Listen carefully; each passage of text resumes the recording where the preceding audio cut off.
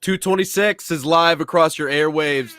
Whoa, you got me? 226 live Yeah. across your airwaves here on the National Soccer Network. Can you hear me? I can hear you. I Yeah. think everything's good Oh, to be. Am I here now? you're here now. You're here now. You got me. All right, good news. Welcome in everybody to episode 226 here on the National Soccer Network. I'm Nate Wangler. That is Ryan Glinsky. Ryan, we got a heat wave coming through, 44 degrees. I don't want to be that guy to kick off the show starting, talking about weather. I feel like there's a lot of other things, No, but it's interesting important. things that happened yesterday, but it is important and it is notable and it is something I'm very excited about personally. Yeah, it's awesome. I get to it doesn't hurt when I go outside. I can already see the sun peeking through. No, it's gonna be great. It's gonna be a great day. That's exactly it. Yeah, it doesn't hurt when you go outside. That's in fact the best part about it. But we got a stacked show for you here today.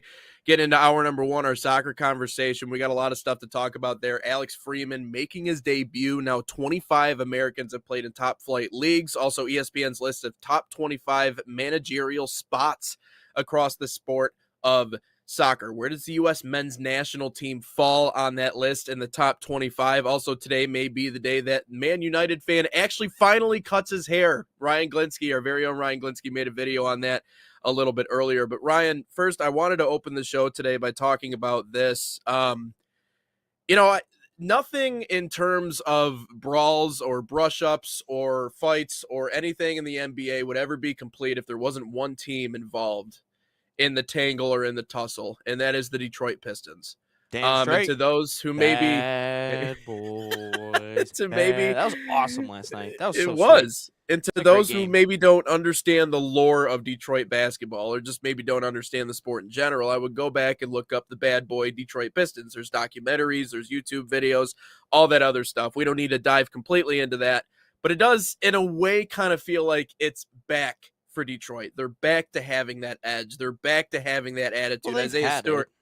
it. Yeah, It's never they've been had gone. it. Right. But it's coupled with obviously the success that they're having now. I'm just saying the identity of Detroit basketball when it comes to the fans, the players, anything. It feels like we're getting some of that back. Now it's not going to feel the same without the Palace, but man, crazy fight in that game last night. And obviously a big win for the Pistons, snapping the winning streak for Charlotte. Well, if you think about it, when the Bad Boys, got into their new arena, the Palace, they started winning championships. Now the Pistons obviously Yeah, a new that's LCA, fair. so they can do anything they want now. Then, I mean, LCA has only seen one playoff series in its lifetime, Yeah. and it's been here since for like almost a decade now. But no, I mean, it's happened before. It all kind of started last year. That was kind of the beginning of the Bad Boys coming back and all that fun stuff. But no, yesterday, actually, really, it started with a couple years ago with LeBron and Beef Stew and Russell Westbrook and the Lakers. If anything, it kind Yeah. of started back then where Stew just went on Yeah. a rampage. But no, yesterday, I mean, did it really need to escalate that far? No. But, I mean, Duran and Musa Diabate get into the face of each other, and then Duran shoves them in the face. Did Duran really need to do that? No. And then ultimately, why did Miles Bridges get involved the way he did? I don't know. He just comes in, and it wasn't even his fight, and he starts throwing haymakers. And the best part about all of it was not one punch landed. Not a single punch was landed by a single player. Like, nobody landed it. And then, obviously, Bridges comes over again, starts swinging, and Beef Stew. Everyone thinks his theme music is The Undertaker's theme music now. But, no, it was really good to see. And the only thing that I really liked about after the fact was, that looked like a Game 7. Not necessarily the talent on the floor, but, how it was played. It looked like a playoff game of a Game 7 of, win or go home. Everyone's super trying. The crowd gets into it. The coaches are getting into it. The players are getting into it with each other, and they're getting so hyped. So, no, that was an amazing basketball game last night. At least the ending was, and then the Pistons come away with the victory. Yeah, well, and you're right. I mean, in watching that too, the biggest question here coming into the show, and we'll touch more on that once we get into our all sports section. I wanted to dive in that a little bit more. I will say I don't know what Miles Bridges' involvement was completely. I mean, I've watched the videos, but all I'm saying He is that didn't I'm need to be happy. involved. I'm happy that he took a break from punching women to go out and Oh, maybe punch oh, someone that was his size. But anyways, we'll get didn't more know into we were that a little going bit there. later on. Didn't Yeah, know we were so going there. we'll talk on Miles Bridges. I ain't done with him yet, but let's get into our opening topic of the show here today. Who would you least want to fight? Are we talking in the NBA or are we just talking in sports in general? Well, when I sent you the text this morning, it read, "What athlete would you not want to fight?" Cold open athlete you wouldn't want to fight. So it's an Athlete you athlete. It wouldn't doesn't want have to to be fight, since basketball. it doesn't have to just be basketball. Okay. An athlete that All I would right. not want to fight. Honestly, Jalen Duren. I wouldn't want to fight Jalen Duren. I mean, the dude is just a mountain of a Yep.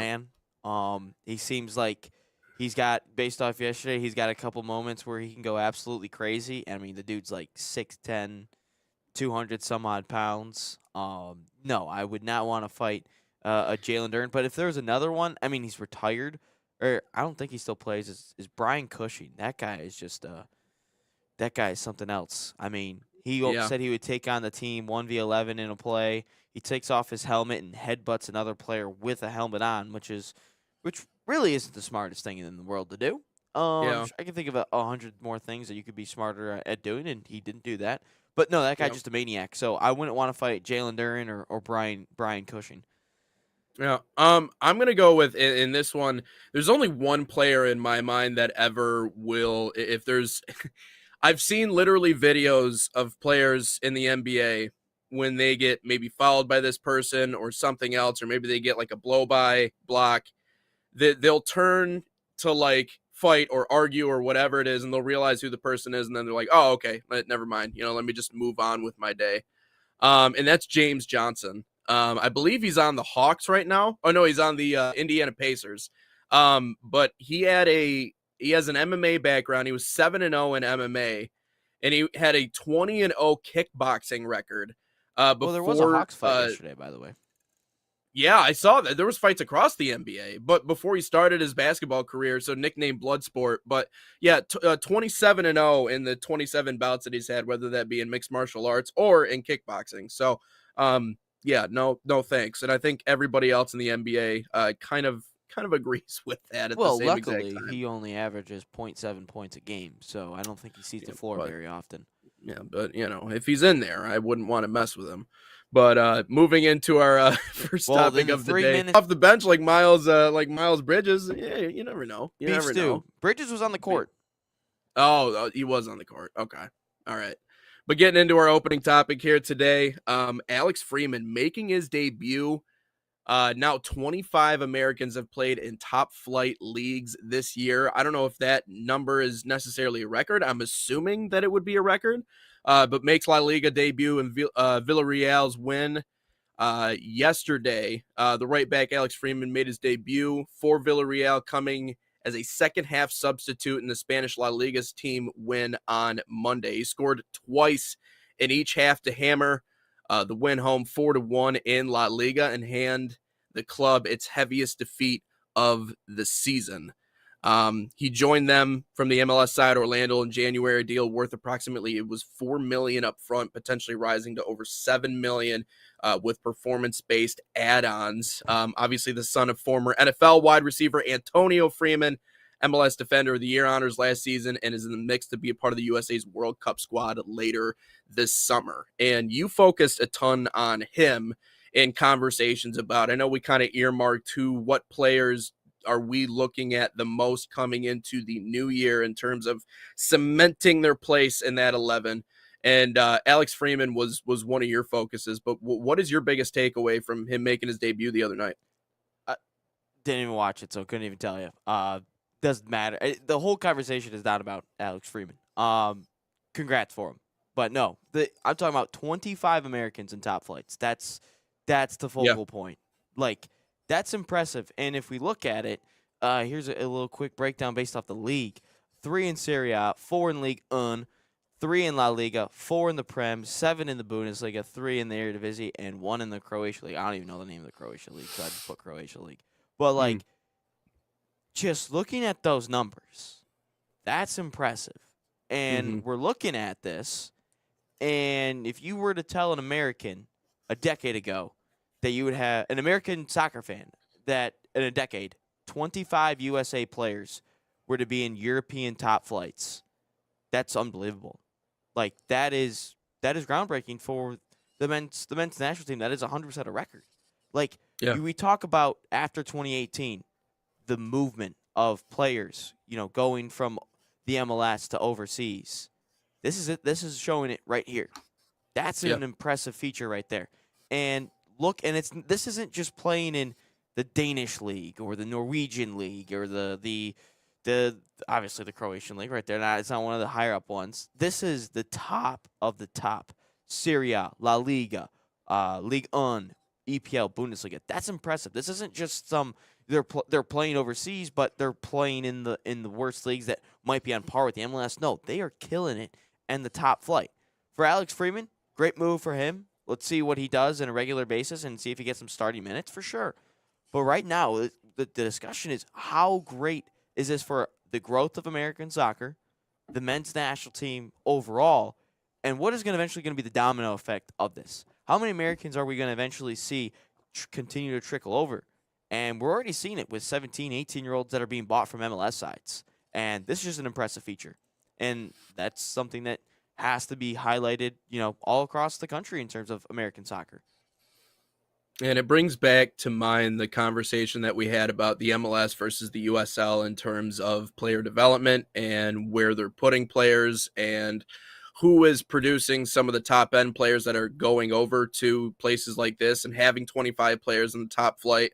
And I think they're doing a great job of that. But I also imagine that it's hard because we're having two different separate conversations at the same exact time right now. First of all, on its face, it's amazing that we have 25 players over there and a lot of them playing in top flight leagues like you were just talking about. And not just that, but contributing. Not just Christian Pulisic, but we've seen Weston McKennie. Obviously, Alex Freeman, he didn't just open the door, he kicked down the door in his European experience. To make an impact right away, much like he did on the U.S. men's national team when he was introduced. But that's just kind of the start of the list. By the way, happy birthday to one Alex Zendejas, who celebrated it a few days ago. Just wanted to give him a quick shout here on this show. He's not listening to our show, but I figured I would let him know, hey, happy birthday if he was out there somewhere listening to Inside the Game. We appreciate you. But we're putting a lot of these players over there, but what will the World Cup do? Because we've talked about two different possibilities, right, with what 2026 is. Number one, either the MLS starts adding an influx of American players and we start seeing top end in terms of American talent, again, coming back to play in Major League Soccer. Maybe there's this big push to bring everybody back stateside to play, to fill out the MLS, to make that league what we think it can become. Or I think the other alternative is that we just see more players that go overseas. There becomes more of a pathway. We've already seen certain clubs literally open up base camps in the United States in order to develop players and pull from the base of talented players that we have in the US. That connection continues to get stronger. And I know you already made a video on one certain club that's done it, but that's only really the start. And so we're going to continue to see more of that. So it really, in my mind, it could be one of two possibilities, right? Either you're going to pull a lot of them back and they're going to stay here in the US, or they're just going to continue. Yeah. Which is not a great idea, especially for their personal careers. But I think that pathway is only going to continue to get stronger and stronger. And it's just going to be a part of the process if you are a top-end professional soccer player in the United States. Like, it's not one of those things where, like, oh, I might go over to Europe, I can become something in the MLS. Like, no, that is the option, that is the goal, that is the end result. Not the end result, but in terms of development, if you get that chance, you take it, you run with it. So, I tend to believe that the World Cup will actually impact us in that way, more than likely, that we'll see actually more players going overseas, taking opportunities with European clubs versus the alternative, which is players start coming back here to, I don't.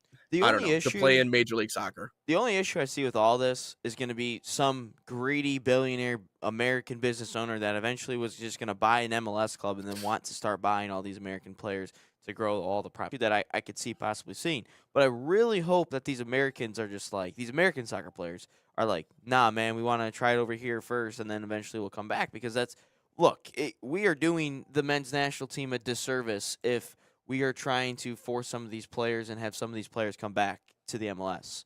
That's not the goal. It's almost like Yeah. I'm sure there is a Canadian basketball podcast that talks about all their NBA players. Sorry, when you have Trey Lyles on your basketball national team, your team sucks. I'm sorry, but Yeah.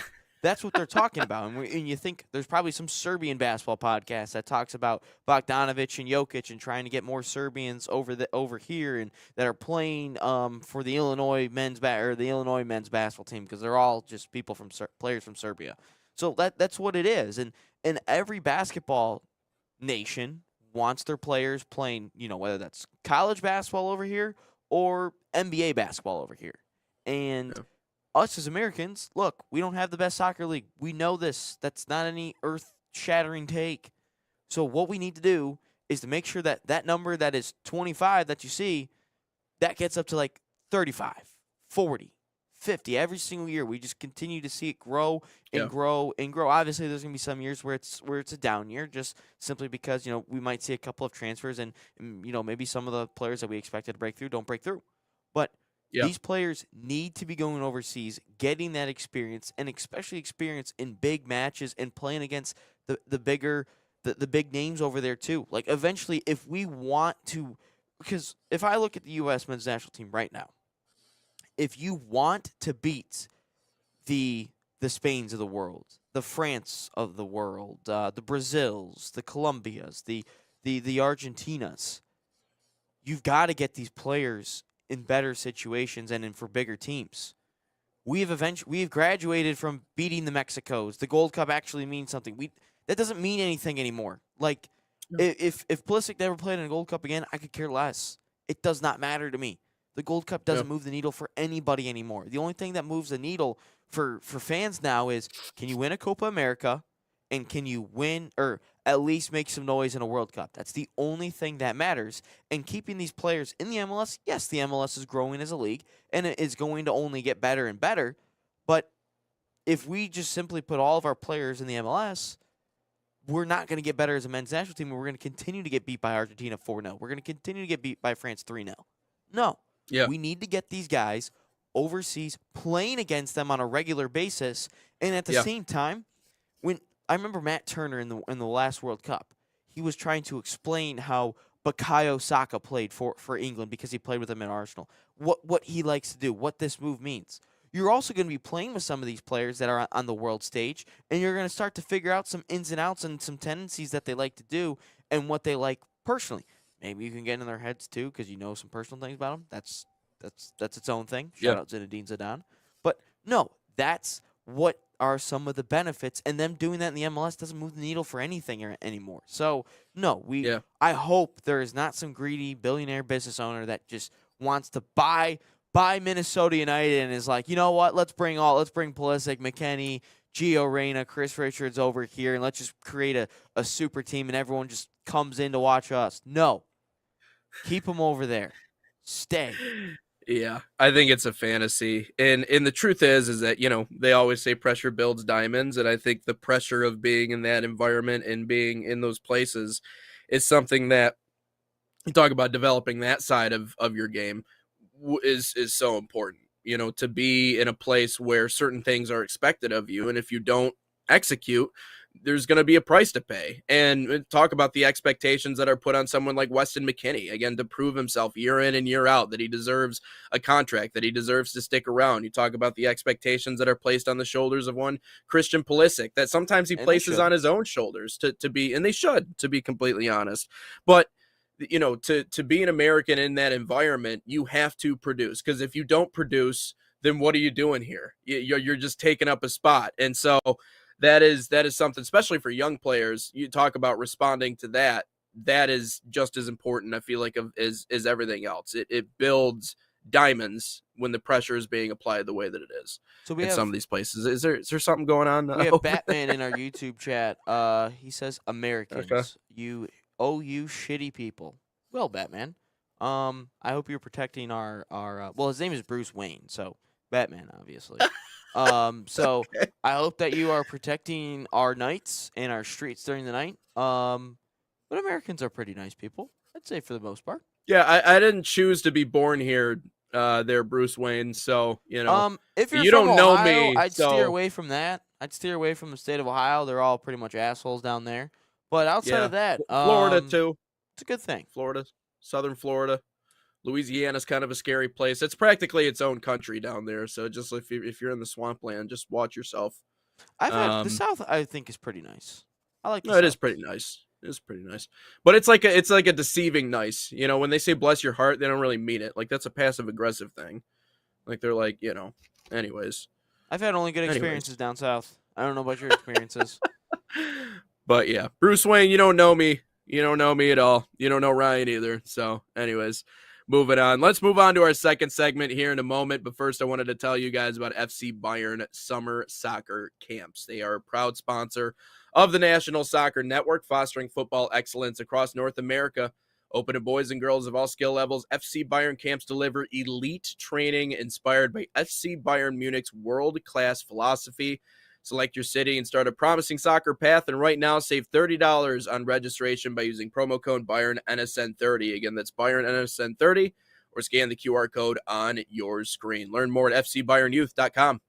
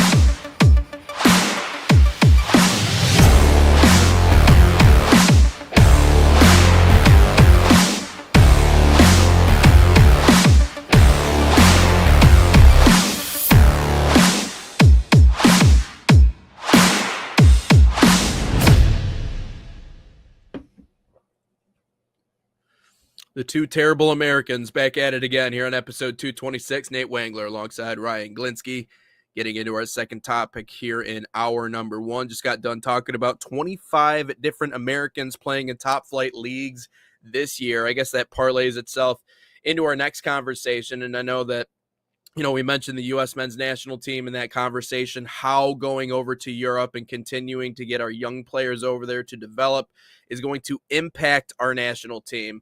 So that leads us into our next conversation. Where does the U.S. men's national team fall in terms of ESPN's rankings of the top 25 best and worst manager jobs for clubs and national teams? Ryan, I wanted to get your opinion on some of these separate, ones. Or are they all as one? They're all as one. So they're both That's a stupid list, ESPN. clubs and national teams in there. That's a stupid list, ESPN. Stupid. You can't have both. I haven't even read off the first one yet. No, no. It's a stupid list, ESPN, because they're two different jobs. You can't have. They have to be separate. It's like having a college. It's like ranking NFL jobs and college jobs as the same thing. You can't have that. So ESPN, be better, because the international jobs, you only get so much time to actually impress people. Whereas a club, it's a totally different story. So ESPN, be better, please. So let me ask you this: you can be a manager of a club side and a national side at the same exact time? I'm sure you probably can, but it'd be stupid. So therefore, It'd be stupid if to you're do both. managing a national side, it would be stupid to manage a club side at the same exact time. I don't think. Yeah, it'd be Maybe I'm wrong. dumb. Maybe it'd be done. Yeah. Okay. So you would have to choose between the two then, right? Like let's say like France wanted you to be their national team head coach, and Man City was like, "Hey, come be," or not head coach, manager. And Man City was like, "Hey, come be our guy." You would have to choose between the two, right? So I'm Yeah, sure you you would could list them eventually. separately on a list, right? Bro, no, I don't care about FIFA. I'm trying to search it up, but it just keeps giving me FIFA. No, I don't think any manager manages both.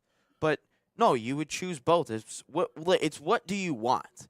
Do you want to not really have to work 12 months out of the year, but like you don't really get a say in, who's in the squad, like how to improve the squad? That's really up to that's up to your, discretion, like, or do you want to, play or manage week in, week out, manage all these different situations, but you get to improve the job. You get to improve your squad, you know, every every few months. That's up to you to decide. But no, you would not. I don't think you can manage both. Even like I'm sure you can accept an international job as a club manager and vice versa. But no, I don't think most managers don't do that. It'd be stupid to do that. Okay. It's not like American. It's not like basketball or hockey where like you only play once every 4 years or once every 2 years in a summer. No, like that. These are people's full time jobs. No, I don't think you can do Yeah. both. Yeah. No, I agree. And there, I mean, with them playing at mostly, well, sometimes at the same time, but also you're right. I mean, the weight of expectations and managing personalities and everything that goes into that. Of course, you couldn't do both, but just wanted to get your opinion on some of these on this list. So I do think it is interesting. They're two different styles of jobs, but all I know is that they combined both in this list That's and stupid. ranked them. Yeah. So, anyways, number one on the list is Man City for obvious reasons. Pep Guardiola has been the manager for nearly 10 years, so nearly a decade. He makes a ton of money, that's for sure. 119. Um, 119. yeah, Sorry. yeah, 119. he has one of the Um, deepest and most talented squads in the world. But yeah, they put Man City number one on this list. I don't think. See, the Man City job. It depends what happens after Pep leaves because you have the 119 Yeah, financial fair play charges. So I don't know how much longer this job would be on the list because of that exact reason.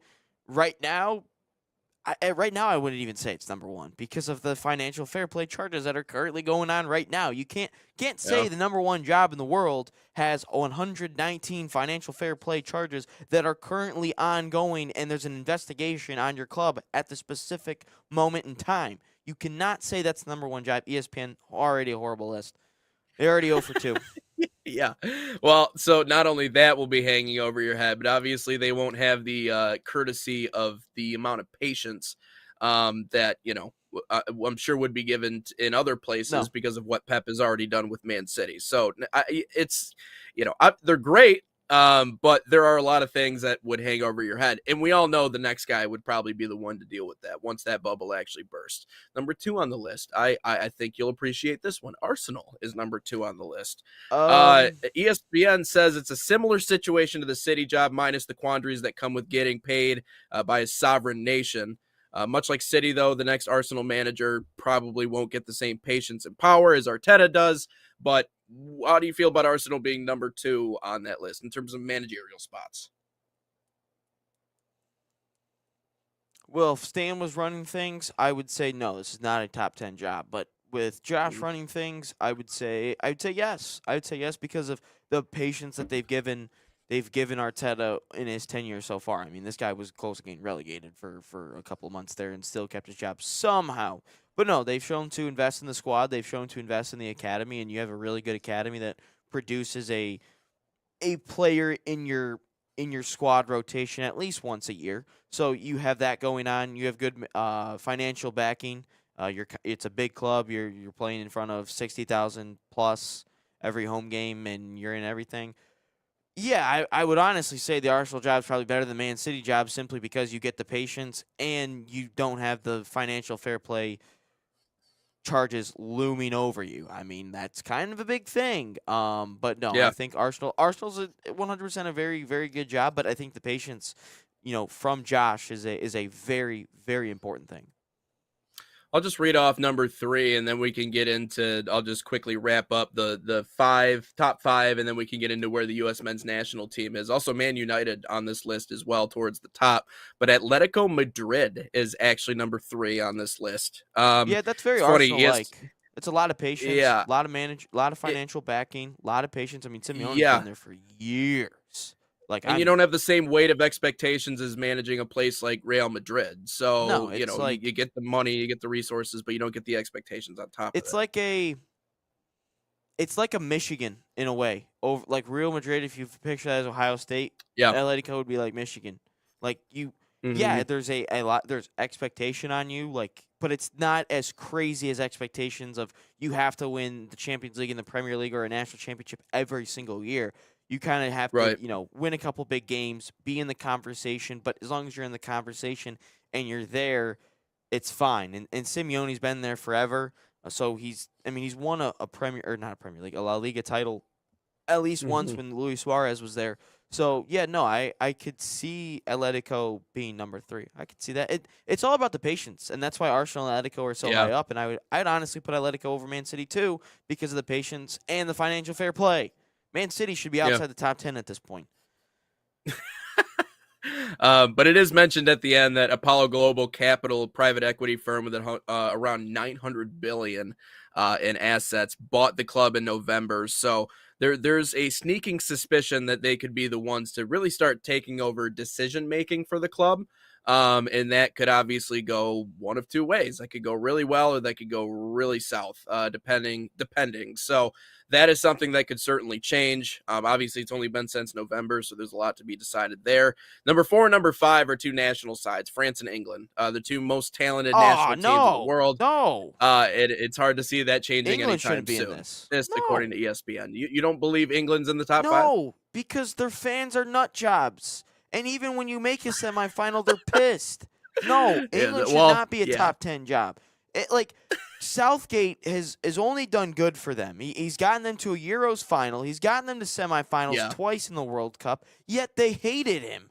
No, the England job is probably Mm. one of the worst jobs to have in international But play. And then you hire Thomas Tuchel, who's a German, and they hate that too. So no, the England yeah. job is horrible. Don't even have, Well, again, ESPN. What are we doing here? This well, list what sucks. from an individual talent perspective, though, like what you Sure. have available to you on the pitch. Okay, no, I'm just No, asking questions. even no, because then you're even criticized for playing X player over this player because of, well, he Well, did yeah, this for his club. yeah, No, the England job is just, I yeah. wouldn't want to touch that. Would never want to touch that job because you could play Bukayo Saka as a right Yeah. winger and he might suck for 30 minutes and everyone's saying, well, why didn't you play Madueke? Why didn't you play, well, not Raheem Sterling anymore? Why didn't you play Cole Palmer? Why didn't you play this? Yeah, no, the England job sucks. Never manage England. So France, so France, yeah, I could see so France. France is actually a good job. okay, so you would take France over Yeah, England. I got Deschamps been two there for a others in while. the top 10. Two other in the top 10. Let's see if you would take either of these two over England. I'd love to see what your re-rank of this list is, but how about Spain? Would you manage Spain over England? Hell yeah, I would. All I'd right. Okay. 100% manage Spain because the talent is so good over there as well. I think it's All right. arguably, if not better than English talent. I think there's a big English bias in the world of soccer. Just saying. But no, I would take the Spain job because of everything in the backing that you have, and they don't complain every 2 seconds about, you didn't play this player over this player. And you know what the funny thing is Spain actually wins things. I've seen them win 2 Euros and a World Cup. So I would take the Spain job over the England job. I would And not take it over the France job because I think they're a little bit. It's hard to argue. No, I would take the Spain job over England for sure. well, you have Lamine Yamal and maybe 15 more years of high-level play from your Mr. Do-It-All Yeah, we'll superstar. see how long he So, lasts, though. yeah, I mean, but that's something to like about Spain. What about Argentina? Would you take Argentina over Spain, France, or England?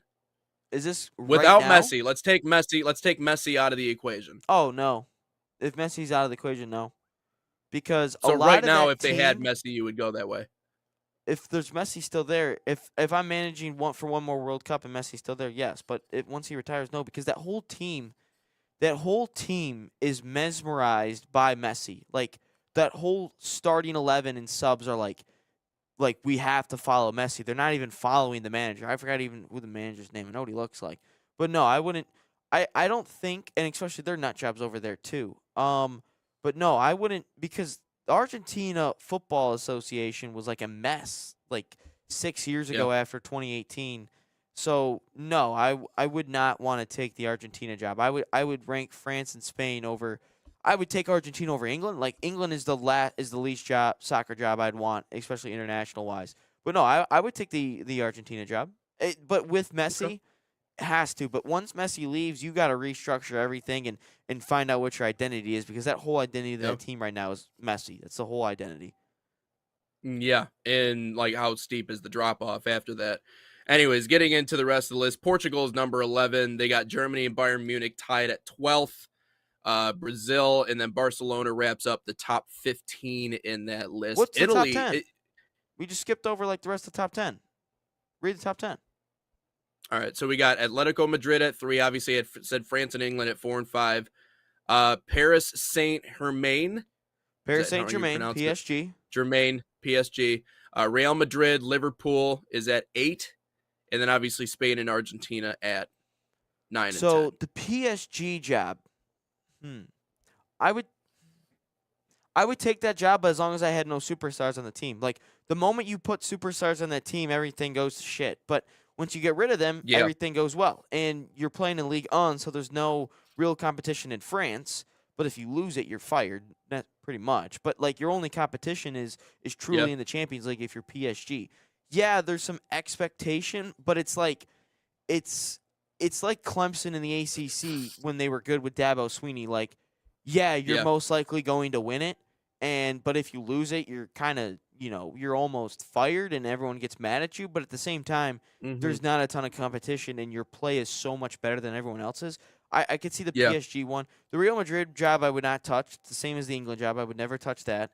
The Liverpool job is interesting because, well, the Fenway Group just sold something massive recently, so they're putting more money into the Liverpool job. I mean, you're given $500 million, and even when you spend $550 million on a squad and you are nowhere near expectations, you still have a job. And I would come back. I'd say the jury is still out on Liverpool, and it depends what Yeah. happens with Arne Slot after this season. If he's still there, yes, I would take the Liverpool job. But if he's gone, Yep. no, I wouldn't take it as much. But yeah, that's what I would say. Yep. The Portugal job, Jace. The Portugal job. Yeah, now that Ronaldo's out of the photo, yeah, I would take that, because Hey, Portugal. hey. If the Argentina job turns into what Portugal is now, so after your superstar, greatest player of all time leaves, and this is what it turns into, then yes, because Portugal still has some really good talent on the horizons and currently on their senior team. So I would say yes to the Portugal job. I know that you have vehemently disagreed with this list for the most part, but I do think you'll agree with this write-up, and this is really funny from ESPN, but, quote, having to manage Cristiano Ronaldo right now would be a, quote, nightmare.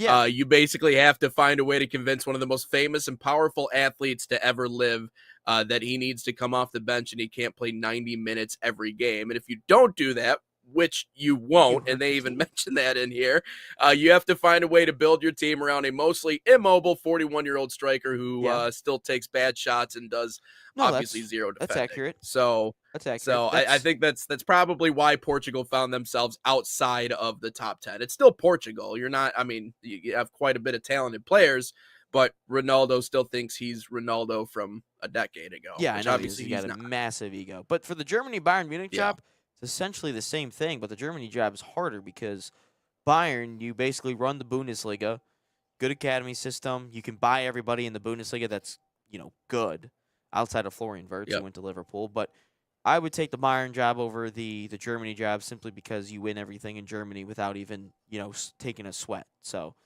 no, I take that. Looking at a few more international sides. So number 17 on this list, and I'm just going to pick and choose the rest of the way. Number 17 is Italy. And I love their reasoning for it. They go, I'd say this is more of a quote, it can't get any worse, unquote, type of gig. And I would have to agree with you. Like, they have regressed so much since their World Cup in 2006 that truth is that you might just improve just based off of just sheer dumb luck. If you're just in the right position and you just end up going on a hot streak, well, then good, because that's something that Italy desperately needs. Now, they can still get into the World Cup, but I don't know, they've just fallen so far since '06. I mean, I remember when I was really young, like Italy, like watching them play in the World Cup, I felt like they were one of the best nations in the world in the sport, at least national sides, but I feel like they've fallen off a lot. So Italy would be an interesting one. I don't know. Yeah, I would. You talk about the fans being tough on you. Yeah, So Italy since would not 2006, want to be the place to be. early exit in 2010 out on the group stage. 2012, you Yeah. lose in the Euro finals, got killed. Then you have 2014. I know they lost in the knockouts. 2018 and 2022 didn't qualify, but they won 2020 or 2021 because of COVID. But you won that in the Euros. I'd still take it over England. I'd take any international job over England. No, I don't mind it being. Where's it ranked though? Where's it ranked on the list? 17th. 17. So it's in terms of national sides. What are the other international jobs? What are the other? So Brazil is at 14.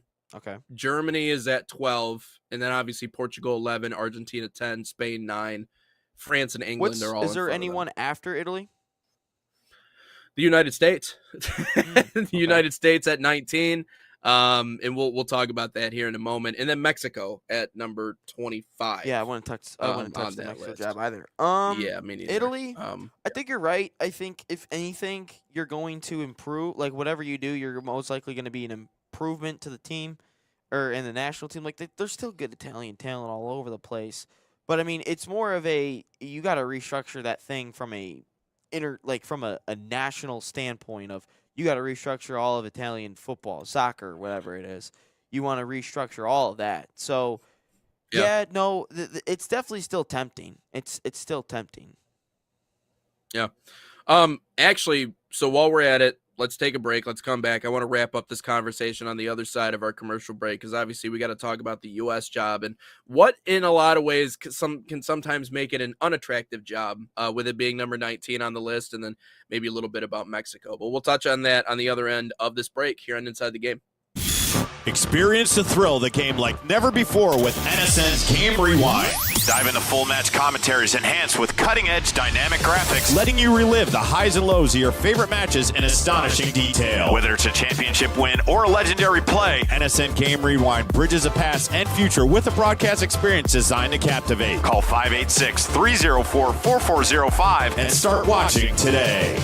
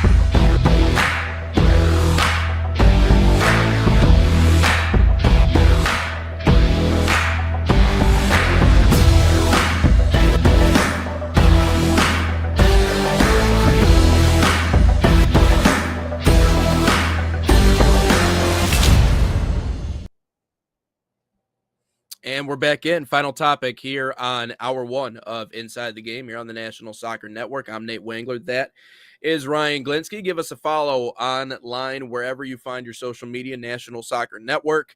I know we just talked about Italy, who's at the 17th on this list.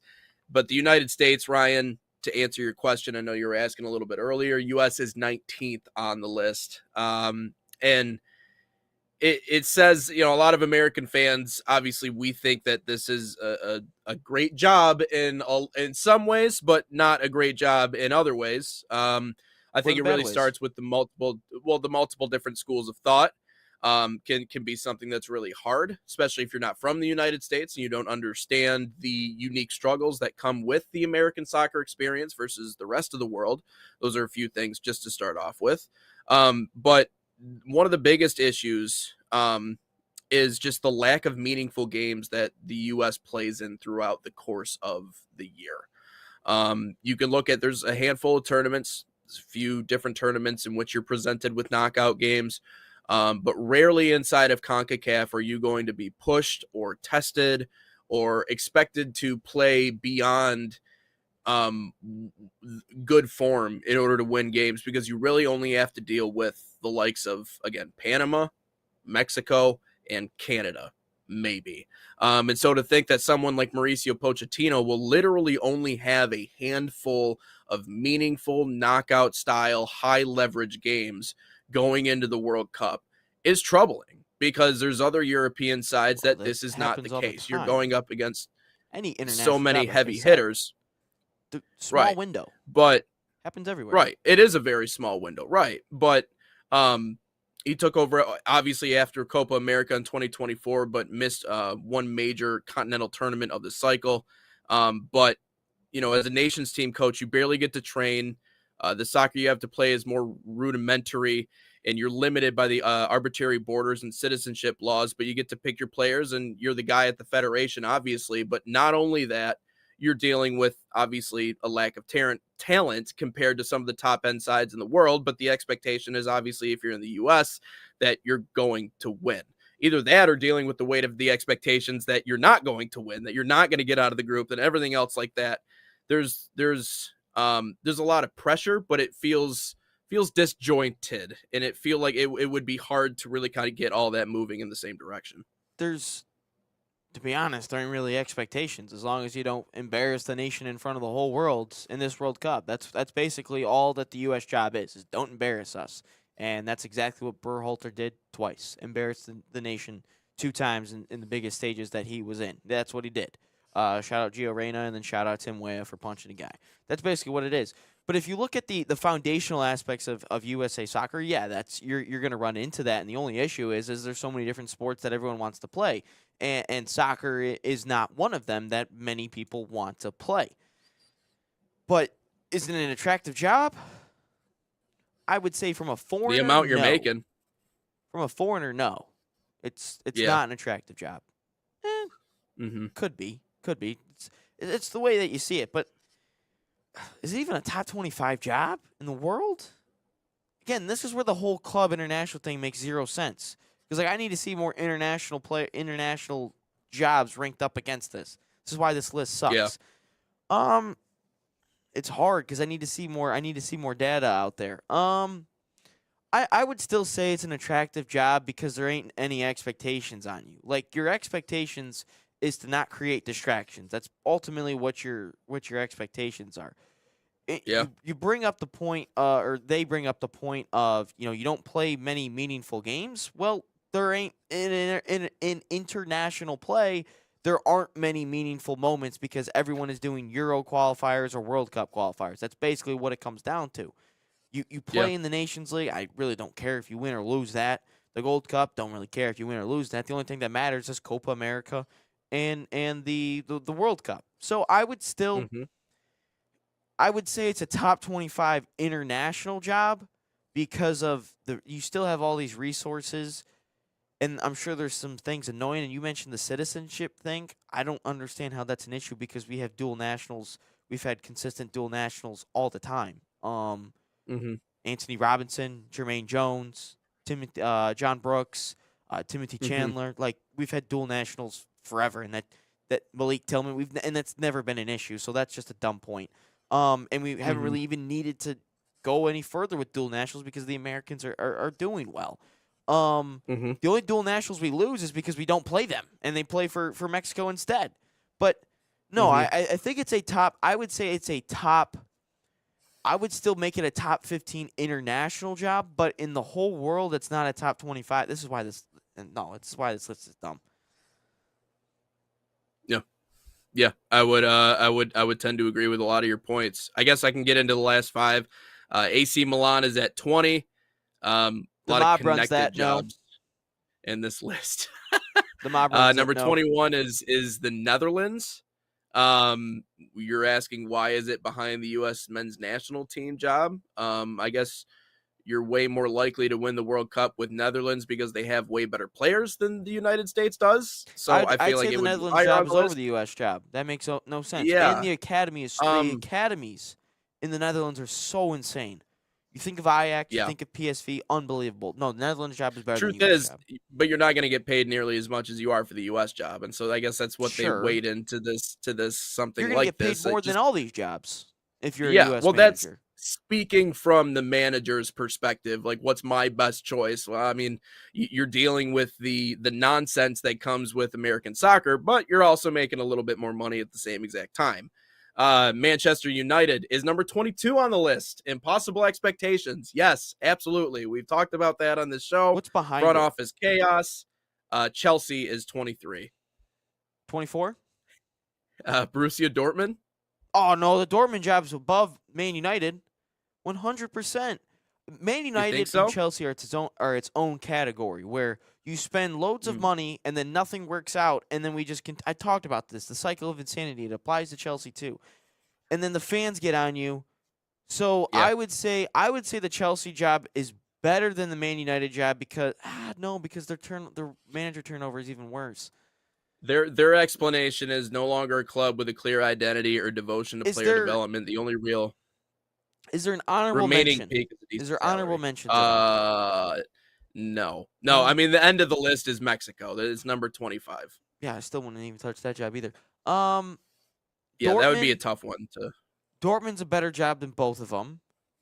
Like, you look at those two jobs, you don't want to touch those jobs because they're so.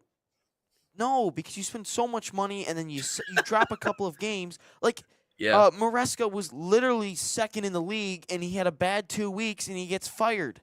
That makes zero sense to me. Wait, was the Barcelona job not listed on this at all? I Was thought that not Barca listed? was on here. Hold on. Did I read through that one? Let me. I'm going. Like, I don't recall the Barcelona job because I would take the Barcelona's Barcelona top job over 15. both. Yeah, Barcelona's top 15. Oh, It's okay. number 15 I on don't the list. recall Yep. hearing that. My bad. Yep. Yep. Yeah, no, Barcelona. I'm trying to think of ones that were not on this list. What would I take? I'd take the Aston Villa job over both. Liverpool, you said. Tottenham, that's Yep, its own they're top thing. 10. They're in the top 25. I would take the Inter Milan job. Still seems a little bit better, even though the mob runs that stuff. Let me look at the UCL standings. That'll give me a better understanding. You know what's? I think another thing they weighed in on with this list really is the money component of it too, because I keep seeing that as justification for a lot of these teams. And maybe Man United, like to that point, they're going to pay a lot of money. Maybe you won't be around for nearly as long, but they're going to pay a decent amount. But anyways, this has to be Juventus. I would take over both. Newcastle, I would take over both of Man United. Look at what he's done. Eddie Howe. Yeah, I would take a lot of jobs. I don't think those two should even be on the list. This is why we need a separate club list, ESPN. Stupid. This is why you guys don't do anything with Stupid. soccer. Yeah, no. I just wouldn't touch the Man United job or the Chelsea job at all because you suck for 2 weeks and you get fired and everyone wants you out and then you spend all this money. All these players have egos and you can't even get rid of half the players because you spent so much money and you gave them so much money in contracts. So, no, I wouldn't want to touch the Chelsea job or the Man United job, period. The Mexico job, wouldn't want to touch that one either. Would I say the U.S. job is better than the Mexico job? Sure. I think it's the best job in CONCACAF. Could you argue that the U.S. job is the best one in the Western Hemisphere? Maybe. yes. Maybe you could. Maybe because of how In crazy the South CONCACAF? Americans are. And the Argentina job, without Messi, I don't know what that looks like. The Brazil job is its own. Yeah, because the Brazil players end up running stuff. The manager doesn't even. I would say. You would go with the U.S. job over? Really? I would say the U.S. job is the best in the Western Hemisphere because of this. Wow. I would not take the Mexico job, period. The Argentina job, I have to see what it looks like without Messi, because I just think everything is so Messi oriented in that association, rightfully so. But with Messi, no, the Argentina job is better. The Brazil job I'm not taking, period, because of what I saw in the 2014 World Cup, and then what I saw in Copa America, where these players are just like, where these players are running stuff. Look at Richarlison and them just grouping together and making their own managerial decisions as players. And Vinny Jr., one of those players. I'm not taking that job. The Uruguay job, no, I ain't touching that one, because of you got beat 4-0 by the USA and you had to have like a 2-hour press conference after the game with the Uruguay media team. No, not touching that. Colombia, I don't know much about. Ecuador, no. Yeah, I'm still taking the U.S. job over all those in South America. Wow. I'm taking that job. If I'm not from any of these countries and I have an offer to go to all these ones in the Western Hemisphere, I'm taking the U.S. job, 100%. Oh. Especially post-Messi. Until I figure out what the Argentina job looks like post-Messi, I am taking the U.S. job. I think it's the best job in the Western Hemisphere. It's better than Argentina. It's better than Brazil. It's better than Mexico. 100%. Well, in terms of the players, no. But I'm talking about expectations, all the distractions that you have to deal with outside of your own bubble, and even within your own bubble, the players are crazy. So, yeah, I would, for all those reasons, and you're going to get paid more money. For all those reasons, yes. Yeah. I'm taking the U.S. job over all of them. Yep, and you would completely have the reins, too, on top of that. But number 22 on that list was Man United. But speaking of Man United, there's somebody that we have to mention before we move on to the second hour of our show here today. And that's this gentleman who will cut his hair if Man United wins one more game. Ryan, tell us a little bit more about who this fine young gentleman is. You know, I've actually never searched up what his actual name is, but I follow him on TikTok. Okay. He's on like 500 days until he cuts his hair that Man United wins 5 straight games. Currently, they're on a 4-game winning streak. They beat City, they beat Arsenal, they beat Fulham, and they beat Tottenham on the weekend. Now they got relegation battle West Ham today. I think it'd be the most Man United thing for them to lose.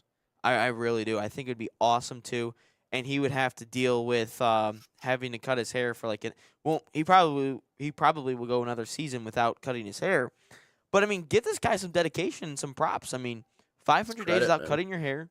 And Man United, can't win 5 games as it is for 500 days. And it's been more than almost 2 seasons now. So, yeah, give this guy some props. I kind of hope Man United loses just because this guy doesn't have to cut his hair, and it'd be the most United thing to do. So I would personally, no, I want to see him to cut his hair. You've been through enough, and especially I hate long hair, and especially if it looks like this. I mean, bro looks like Marwan Fellaini at this point. But like, at least he's growing out, man. At least he's got the fro. At least he's got something going on. Yeah, he made a TikTok the other day of saving money through haircuts and going to the barbershop compared to saving money through shampoo and hair products. So, I mean, he's gotten a couple of shampoo deals, NIL deals, if you wish. So, yeah, I would say this guy's living life a little bit, and hopefully, for you, man, they win today. But for me personally, I hope they lose. We'll move on to the second hour of our show here. The All Sports section coming up. As always, we appreciate you guys dropping by. Wanted to tell you about Barca Academy, proud sponsor of the National Soccer Network and the official academy of FC Barcelona in the United States. Designed for boys and girls ages 6 to 18, Barca Academy camps follow and replicate the FC Barcelona game model. Same philosophy used by Barca's professional coaching staff. Right now, you can save $30 on registration by using promo code FCB30 or scan the QR code on your screen. Find a camp near you at fcbarcelona.us/camps.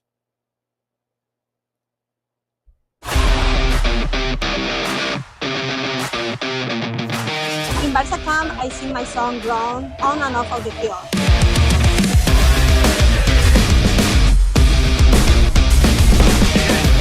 Don't miss the time to register. Sign up now for Barca camp.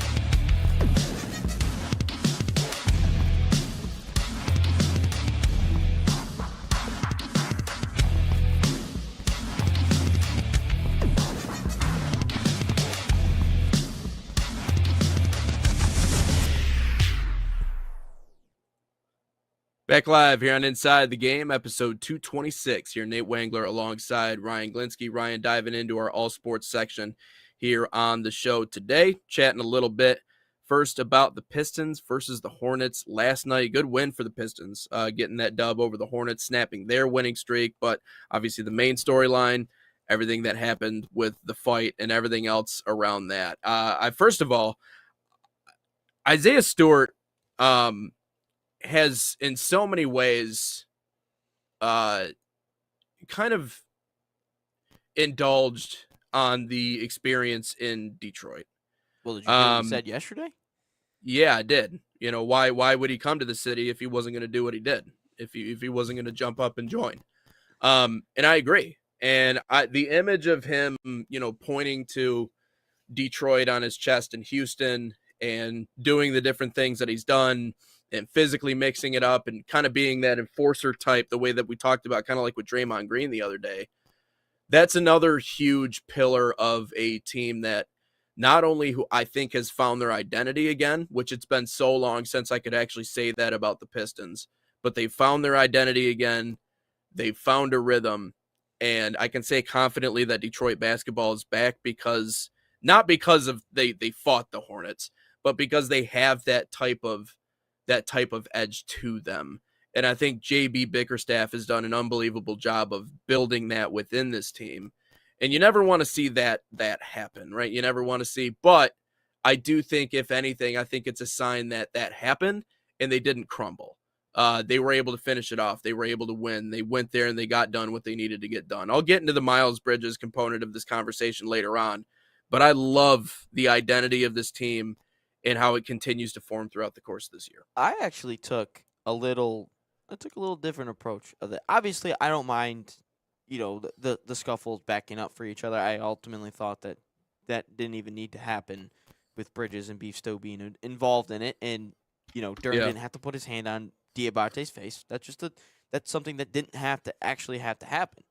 But watching the remainder of that game, you don't have Durant, which is big for Cade's offense. You don't have Ron Hustleman Holland's is not there at all for personal reasons, and you don't have Beef Stew, so you're down a bit. Paul Reed steps up big moment, but obviously I'm for the you know, toughness, grit, whatever it was, which I didn't even like Beef Stew before the season. I thought he was a bad basketball player, but he's really grown on me this year, especially defensively. But watching that game and seeing the offense, you know, blitz Cade a lot. The defense, the Hornets, blitz Cade a lot. Cade struggle, not necessarily struggle, but, you know, we're going to see that in the playoffs. And that is why I'm still a little worried about this team. Yes, I think what you mentioned about the grit, the toughness, they didn't crumble in the end. Like, that's great, and I like that. But at the same time, this is the Hornets. They're not going to be competing for an NBA championship. They're not even going to be competing for, you know, a Eastern Conference Finals. They'll be competing for the play-in. Yeah. But seeing them struggle a little bit, especially offensively, turning the ball over, blitzing Cade, that's what I'm worried about, especially come to playoff time, because you might be playing a Jason Tatum and Jaylen Brown Celtics because Tatum might be back. You're going to be playing the Cavs who do they trade for? Who they get at the deadline? I forgot who they got. They traded away Garland. They got James Harden.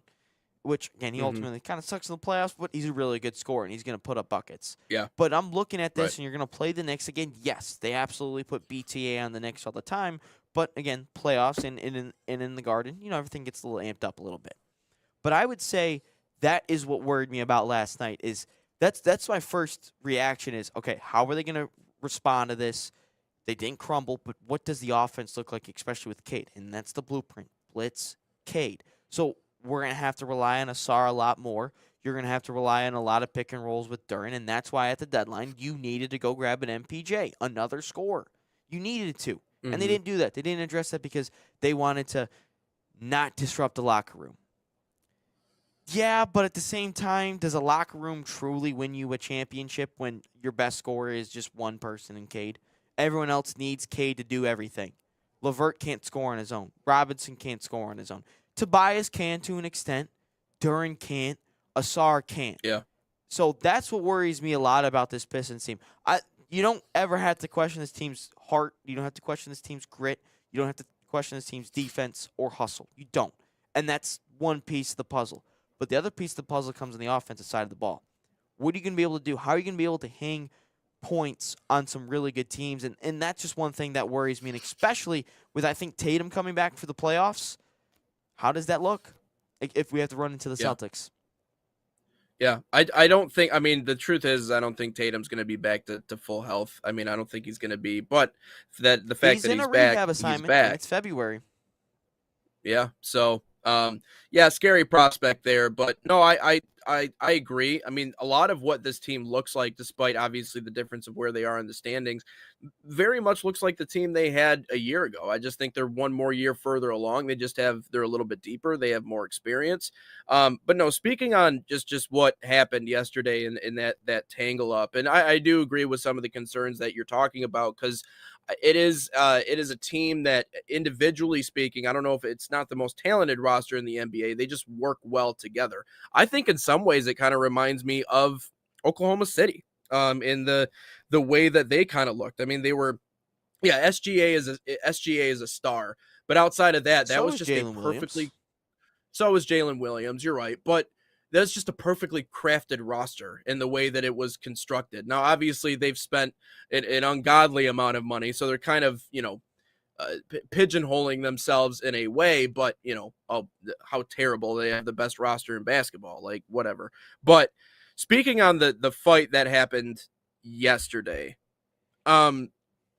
I know that you kind of took off on Jeremy Fears a little bit, and I know that we don't obviously have a reputation with our Michigan State fans, a good reputation with our Michigan State fans that watch Who our cares? show. Hey, Let 'em listen, cry. I complimented Kenneth Walker. I like that kid. Okay, he's dynamic. Wake Forest He's does really good explosive, job he's with running backs. he's very well spoken. All right, I like him. He's awesome. He's great in the interview. But Miles Bridges is a punk. Miles Bridges is a punk. I don't want to say the word on the podcast, but the B word. You said it the other day. I don't know. I just can't get What's myself wrong with to say saying it. that? But because it's just not a good. It's not a good word. I don't know. But Oh, no, boy. there you go. You'll get it out of me. Miles Bridges is a punk bitch. Yeah. So, no, that dude's a crock of shit, and I can't wait to see him not in the NBA anymore. First of all, you are the problem. I'm just going to put that out there right now. I realize everything that happened in 2023, there's a lot of gray area. There's a lot of he said, she said. But the truth is, Miles, you shouldn't be in the NBA right now. I realize the NBA did a little virtue signaling with their 30-game suspension that they handed you. But the truth is that emotionally you've been off the rails since you came in to the NBA. But it's okay because you're a nobody. And nobody really pays attention to what you do because you play in New Orleans. So no one really cares. Charlotte. Or you play in Charlotte, sorry. So no one really cares. No one really cares what you're going to do. You're not going to compete for an NBA championship. You're not really in the picture. The entire thing, your entire career has been wrapped up by your ability to go out and dunk the basketball, which cool. Style points are awesome. But outside of that, your career is irrelevant in the grand scheme of things. The only time it really was relevant was when you were playing for Michigan State under Tom Izzo, which, Shout out by the way, Syracuse. something about shout out. Yeah, exactly. Didn't make out But first weekend. no, Miles Bridges is just a rat. He's a pest, and I really just don't think he should be in the National Basketball Association anymore. What is he adding? What is he adding to this league outside of being another example of another professional athlete who can do some pretty disgusting, vile things and just get away with it and still sign a contract for millions of dollars to continue playing the sport? He's a rat, and Michigan doesn't care for it. The state of Michigan doesn't care for you. And if Michigan State fans are going to sit here and go to bat for someone like Miles Bridges, you may as well go to bat for any of the other grads that you've produced out of your athletic department that have gone on to commit crimes or do whatever else. You may as well Shout go to out bat Keith for them Applin. too. Because Miles Bridges is a rat. So no, I don't like that dude. So I just wanted to take a chance to just come on here and talk about that. It's not- Hey man, at least you're trying to hit people your own size this time around. At least boy. you're trying to hit people that aren't helpless this boy. time around. So yeah. Anyways, He raps. so I'm sure he does. He's a rapper during his suspension. I'm It's sure he does. like the whole I get it. I don't want to be like a hypocrite at it because we talked about Beef Stew standing up for his guy and all that stuff, but none of the Beef Stew stuff happens if Miles Bridges doesn't get involved. Just saying, and Bridges did not need to get involved in the way that he did yesterday. He didn't have to, and because it was a Musa versus Duran thing, which again, shout out Uncle T, Uncle Tobias Harris for holding back Diabate for as much as he did, because I think Diabate was gonna start throwing haymakers if he gets her. And yes, Diabate did go to Michigan for all the Michigan State fans out there. But it's just that Bridges has got a long history, and again, we can talk about athletes that shouldn't be in the league, in whether that's the NFL, the MLB, the NHL, the NBA, because there's a handful of athletes that shouldn't be in the league with all their off the field stuff. Shout out Stephon Diggs, who did nothing in the Super Bowl. But it's like, Bridges is a scumbag. So I would agree with you on that sense. And there's a lot of athletes. It's not just Miles Bridges out there. And yesterday, Bridges didn't have to do what he needed to do. Yeah. So, anyways, where the Pistons still first place in the East, as we get closer and closer to the end of the season. It's gonna be a fun playoff run. That's all I'll say. I hope. Last year was fun. Still hurts that we couldn't beat the Knicks. That you get that one call on that 1 3-pointer that might swing the entire series back in our favor. But you can't. You can't really hang on that, but. It really kind of brought the city back a lot. So I was happy to see that. But anyways, moving into the Olympics and everything along those lines, we'll take a quick break here. When we come back, we're going to get into our second topic. Are the Lions closer to Seattle, or are they further away from Seattle? The Seahawks just winning a Super Bowl. Where do the Lions, are they close to getting back to that point? Is the window closed? I know we've had multiple conversations about what that all looks like, and we'll certainly touch on that on the other end. But first, I wanted to tell you about Man City Soccer Camps. They are a proud sponsor of the National Soccer Network, bringing world-class training inspired by Man City's global football philosophy to players across the United States. Open to boys and girls of all skill levels, these camps focus on technical development, decision-making, and playing the game the City way. Right now, you can save $30 on registration by using promo code MCNSN30. Again, that's MCNSN30, or scan the QR code on your screen. Find a camp near you, usacamps.mancity.com.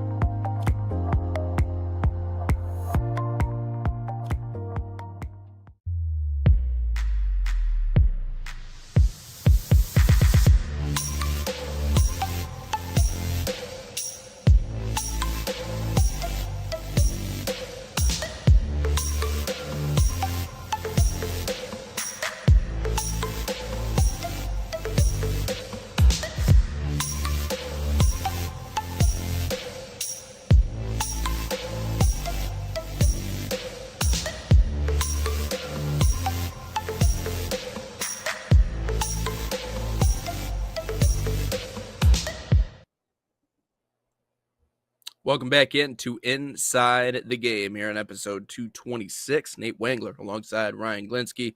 Going to do a little NFL talk here today. Seattle Seahawks winning the Super Bowl. But now we get into conversations about the Lions and obviously what the future looks like for that organization. Ryan, you posed the question on the sheet. By the way, I got another topic here to wrap up hour number 2. I thought that would be really interesting. We'll get into that here in a second. But are the Lions closer to Seattle or are they further away? What says you on this? Further away. I mean, that defense Yeah. is insane. And that Lions defense, Yeah. nowhere near what the Seahawks defense is. That front, they were able to get home time and time again with 4. Lions Yeah. can't get home with 4, let alone like 6. And I look at it, I don't know what the 2 safeties are going to be next year, Branch and Kirby Joseph. Kirby might not play again. Like, people don't realize that. He might not play. Branch has an Achilles injury. We don't know how long he's going to be out, and especially back to Brian Branch form. Anzalone, who might be gone, which, again, I'm fine with. He constantly got beaten coverage all the time. Jack Campbell, stud. Derek Barnes, still really good. And you have Hutchinson, and AQM can come in specialty spots. That D-tackle spot, it's So, like, if I'm looking at that defensive line, it's not that good. That defense nowhere near the Seahawks defense. And then I look at the offensive side of the football.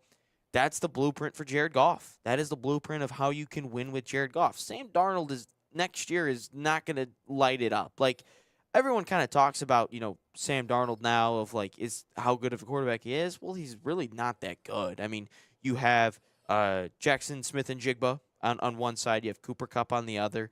You have a really good tight end in A.J. Barner, and you have a 2-headed monster in the backfield in Zach Charbonnet and Kenneth Walker, and a really good offensive line. So that is the blueprint for Jared Goff. And we literally saw that the last 2 years before this year. Laporta, J-Mo, Amon-Ra, Gibbs, Montgomery, Ragnow, Sewell, Decker, Zeitler, and all that. Like, that was the blueprint, and we failed to do that twice. So they're much further away, and I think that Lions fans are not going to be happy when I say this, but you're not winning a Super Bowl next year, and I think you'll be lucky to win the division next year. I truly am. I think the Bears will win the division next year, and as much as that pains me to say that, I think the Packers are, again, I don't know how long Micah's going to be out to start next year, but I ultimately think that the Lions, I think a lot of Lions fans think that you can repair this in one offseason. I don't think you can. I think there's too many holes around this Lions team. I look at the secondary. I don't know what your safeties are going to do. I don't necessarily know if Terrion Arnold's going to be healthy for a whole season. We haven't seen Ennis Rakestraw.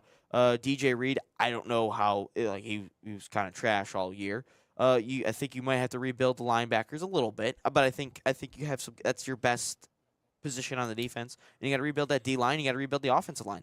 And I feel like that's a lot to do in one season. Is it possible? Sure, but every draft pick you have to hit on, and you might have to make a couple of trades. So, yeah, I think that they could. It's doable, but it's gonna take a lot, and you're gonna have to get lucky in certain spots. No, and I think it's good to look at, right, like what do they have? Like, if you're trying to assess a situation, first you have to look at what you have going for you. You still have Jared Goff. Obviously, you still have all the weapons in terms of the wideouts and the skill team positions that they have, which is something that is very valuable. But to that degree, I think it's much easier and it is much easier to talk about the things in which they're lacking than to talk about the things that they're striving in, which is all the things that you just mentioned. It's tough to rebuild both sides of the line in one go in one offseason. It's tough to rebuild the secondary. So when you think about what we do have, then the conversation of, who could be a good trade piece? Who could be someone that we could trade or wheel or deal in order to get players back, but also building through the draft. And here's the truth, like, Brad Holmes this past draft, I feel as if he just kind of booted it, and it's because he went above and beyond. Yeah, it was terrible, and it was because he went above and beyond to try to, as we talked about on the show, be the smartest man in the room. So this has to be his redemption year, and actually proving that he is as good as he says he is, and not only identifying the right players, but developing the right players. Because as soon as injury issues started to become a thing, all of this kind of fell apart. And it went to show you the lack of depth. Yeah, maybe. I mean, when you get into your third and fourth string guys, and when you're leading the league in terms of call-ups from your practice squad the way that they were a couple of years ago, you can only do so much. But those are the things that, number one, you have to hit on the draft. You have to identify the key areas, and you have to prove to Detroit sports fans that you don't think that you can just make water out of wine, because it is that's the most frustrating thing in my mind, because these problems were building, but they were ignored. And because we didn't have depth in those spots, and we didn't have the next man up, and we didn't have a second option in a lot of these places, we were banking on aging players in a lot of these spots to just be able to hold up throughout the course of an entire season and the playoffs and everything else. The system had not been created. It was like putting lipstick on a pig in a way. Like you got a great setup and a lot of talented players and the best roster we've had in my lifetime. But beyond that, it is quite literally like jumping off of a cliff to your death, because there's nothing behind them. And so you conveniently ignored, you tried to, the whole Tesla thing, the amount that you traded up to get that kid. I get it. The story from Michigan and all that, but really? Are we serious? So anyways, this upcoming draft is everything. Like, he actually has to prove that he can just address the problems that we have and not do the cute shit. I mean, for lack of better words, not do the cute shit, which I'm not hopeful for. But I would, in terms of just answering the question that's in front of us, are they closer or are they farther? They're farther. Yeah. And there's easily they're farther. Yeah, and I think but the way that the Seahawks did it, you're right, was the formula. That's in a lot of ways what we saw. And Goff, as much as I love him, he is a system quarterback. But I think people look at that and they're like, oh, that's a bad thing to be a system quarterback. No, it's not. It just means you're not an improviser. You're not a Lamar. You're not you're not what an Aaron Rodgers used to be in his prime days. Obviously now with being an old ass, he can't quite move quite the same way. But you're not one of those guys. And that's okay. Like, Brady was a system quarterback. Brady was a stand in the pocket and just, yeah. Brady was the system. Exactly. So it's okay to have a system quarterback, but you have to have a deep, able-bodied roster around him to make that work. So if I'm Brad Holmes, you got to stop drafting projects. Like you said, smart. Yes. We can't be giving up third rounders for three third rounders for Isaac TeSlaa. We can't. We can't be drafting Manu. We can't be drafting an injured Hendon Hooker in the important rounds. Look at, I guess I was a little too negative in the last point, but there's a lot of good pieces around the Lions still. There's a lot. Hutchinson, Jack Campbell, I think is one of the best linebackers in the NFL. Brian Branch, I think he's one of the better safeties in the NFL, but he's injured. And then I think you have Amon-Ra, arguably one of the best backs in the NFL, and Jahmyr Gibbs. Laporta, if he comes back, and if he comes back healthy, and you still have Jim. So there's pieces around this team. Sewell, I didn't even mention either, one of the best tackles in the NFL. So there's pieces. Yeah. It's about plugging in and filling in the holes, and I just don't know if he can do that in one whole offseason.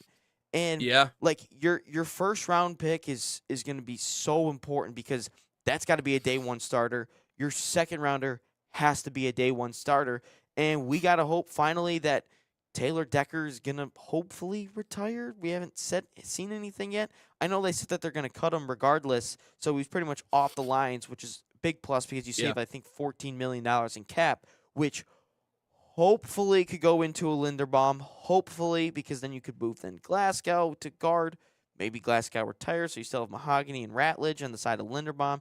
Then you can draft a tackle. But still, at the same time, if we are still using a first-round pick on, let's say Caden Proctor out of Alabama, for argument's sake, he's still a rookie. And we saw Sunday what it was like having a left tackle rookie in Will Campbell. Will Campbell got pushed around everywhere. He was getting dominated at the line of scrimmage. Even their rookie left guard dominated at the line of scrimmage. So we're still putting a rookie tackle on the line, per se. And if I even look at the NFC as a whole, the Bears are going to be better than you. I think if Micah Parsons plays a full season, I still think the Packers will be better than you. I think that for sure. The Seahawks will still be better than you. The Rams will still be better. And I still think, but again, it's the NFL, so anything can happen in terms of the turnover. But if I'm looking at the rosters right now, I still think the Niners are going to be better, and I still think the Eagles will be better than you. So you're still fighting an uphill battle here in terms of the NFC. But the worst part is I think the Bears in your own division are going to be better than you. So what does that mean? You're going to be on the road for some of the playoffs, and possibly all the playoffs, if depending on how far you go, and in terms of all the other things. But the NFL is crazy. So the Seahawks and the Patriots did not make the playoffs last year, and ultimately both of them were in the Super Bowl. So it can happen, but the odds of that happening, of turning around all in one off season, I just don't like those odds. I really don't. Yeah. Well, and the biggest thing is, like, where do you start? Like, I think that obviously you start with the line. Yeah, that's where you start. You start with the offensive line. You start with the defensive line. And the truth is, and I know we mentioned this the other day, like, the NFL draft is different. Like, you can find really good everyday players deep into the draft, unlike you can in, maybe some of the other sports. And so, number one, it starts with addressing the offensive line for Brad Holmes. Offensive and defensive lines. To your point, Ryan, the lack of a pass rush is really what kind of puts the emphasis and the pressure and it as much of the expectations on the secondary as it does. I don't think that Hutch is necessarily the same player that he was before he got the injury. I realize that he was tops in the league and QB pressures. I've also mentioned that I don't really care about that stat. I think it's the most meaningless stat in football, if I'm being completely honest with you. What does it mean that you pressured the guy? If anything, he has a mental clock on every single play. It means nothing. He's always being pressured. What are we talking about here? The stat that matters is sacks. Okay, and so I realize he's a very good player, but you can't simply rely on one guy to be able to provide that for you, because teams are just too good. Teams are just too good, and they can shut that down. But that is the reason why the secondary struggles as much as it does. And now when you factor in the injuries, you got one guy with an Achilles injury, which, by the way, it's not easy to come back and be the same player after blowing out your Achilles. Like typically that used to be a career ender. Now, obviously, with modern medicine, you're able to come back. But aging, injured, susceptible, and it's like being bombed without defense.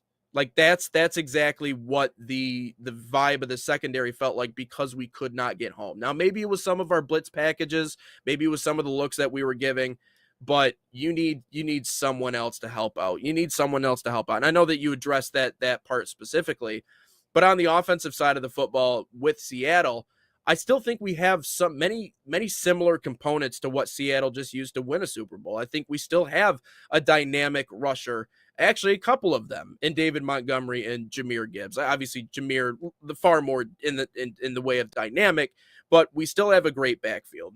We have a great system quarterback. We have the skill position players. We have all of that. The only question is, and you only need to get a couple of them. And if anything, I think New England proved that if you get the right offensive linemen, they can still be productive, even if they're rookies. Now, mind you, they got exposed in the Super Bowl. We saw that, and but they got super weak schedule. That helps too. Yeah, well, yeah, that's fair. You're not going to do that in the North. That's so. But anyways, it doesn't take away from the importance of investing in it. But you got it. Yeah, you definitely have to get the right guys. You have to make a couple of signings. It's crazy to see all the gaps and the amount of ego going into last year. Like, oh, we're right back in the conversation. We're right back in this. I'm like, do you guys understand how this works? Do you understand how football works, especially the NFL?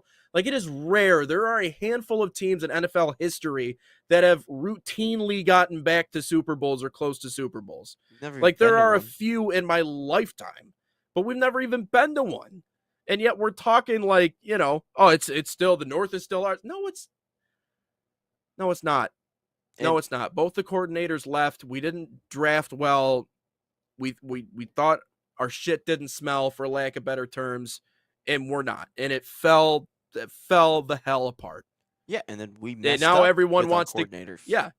And now everyone wants to get on my ass about talking about how Dan Campbell is in a lot of ways a glorified cheerleader, and he is partially responsible for the downfall in this way, and in his own particular ways, and his bad decision making in games, and you know, I don't know. It's just amazing to me how protective that Detroit fans get, especially around the Lions specifically, even when faced with an abundance of evidence to the contrary of whatever delusional idea they have of what this organization is, which clearly is not playoff win. Is not what it wow, is. This is the greatest thing ever. Whoa. We saw 2 NFC North It's like titles. Indiana fans. Can't It's like do any Indiana wrong. fans in a way. Does that sound familiar, Ryan? What? It's like Indiana fans. Yeah, That sound pretty familiar? much. Pretty much. And I would say this. I mean, this is probably the biggest offseason in Lions franchise history. I mean, I wasn't there, obviously, after they lost to the Redskins in the NFC Championship game with Barry. I obviously don't know how that all went, and then I know they lost a whole bunch of players after the fact and throughout the years because they didn't want to re-sign anyone besides Barry Sanders. And it's Barry Sanders. He's the best running back of all time. So sure. Yeah. But look, this team still has pieces all over the place. And it's like, guys, what are we going to do about it? Like we have a window, and everyone will say, "Oh, the window's not closed. The window's not closed." The window's not closed. But it's starting to creak a little bit and starting to close a little bit. Your idea is to make sure it doesn't shut fully, and we keep it open as long as possible and still give a sliver of hope for the Lions fans and for this team, because there were some really good football players on this team still, and you can't let that go to waste. Sewell will be a Hall of Famer at some point. I'm sure if Jack Campbell keeps up, he could be a Hall of Famer. Hutchinson could be a Hall of Famer. Gibbs could be a Hall of Famer. Amon-Ra could. Branch could. So there's stars on this team, and how do you win? Is with stars. And I feel like the Lions, they have the foundation of players set. Now it's all about plugging and playing and filling in the holes and the gaps with everybody else. And I think it starts with the trenches up front, defensively and offensively. Yeah, I would agree. Let's take one more step aside here on Inside the Game. Coming up next, I wanted to touch on this really quickly. Charles Bediako, ineligible after judge's ruling. The 7-footer's journey from the G League back to Alabama is over after the judge's ruling. I'm kind of pumped about this, to be completely honest with you. Hell yeah. Bad anyway. Yeah, it was bad luck for the sports, bad luck for college basketball. And former Grand Rapids Gold player actually called one of his games, believe it or not. Chucky Buckets, if you will. But we'll take a step aside, bring you right back, talk a little bit about the Bediako story on the other side here on Inside the Game.